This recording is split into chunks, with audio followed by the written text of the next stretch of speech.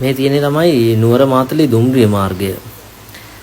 ඔයාලට පේනවා ඇති මොකද දැන් වෙලා තියෙන තත්ත්වය කියලා. ඇත්තටම ඔන්චිල්ලාවක් වගේ තමයි දැන් මේ තියෙන්නේ. ඇත්තට මේකේ තියෙන ජනතාවට වගේම රජයටත් හැමෝටම ලොකු පාඩුවක් මේක. මං හිතන්නේ මේක ඩේසියකට හදා ගන්න පුළුවන් වෙයි කියලා. මේ එක තැනක් විතරයි මේ එල්ලිලා තියෙන්නේ. මුළු කෝච්චි පාරම එල්ලිලා තියෙන්නේ.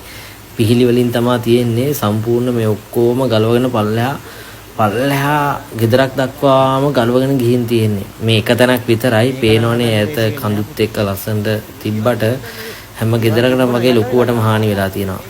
ඉතින් ළමයි ගම ඇතුලේ මේ වගේම තැන් 3-4ක්ම තියෙනවා. ඉතින් සෑහෙන පාඩුවක්. හැමෝටම කියන්නේ ඉතින් පරිස්සමෙන් ඉන්න. මේ කාලුගුණේ හොඳ තත්ත්වයට ආවත් අර කඩාගෙන යන්නේවා ඒ විදිහටම යන්න ඉඩ තියෙනවා. මොකද හවස් වෙනකොට වහින්න ඉඩ තියෙනවා. ඒ හින්දා මේ පුළුවන් තරම් ආරක්ෂිතව ඉන්න. මේක හැබැයි නියම view එක නේ හොටෙල් එකක් වගේ ගහන්න. ඔව් මචං ඊගාව පාරේ ඒකත් එහි. හොටෙල් එකක් ගහන්න පුළුවන් මෙතන.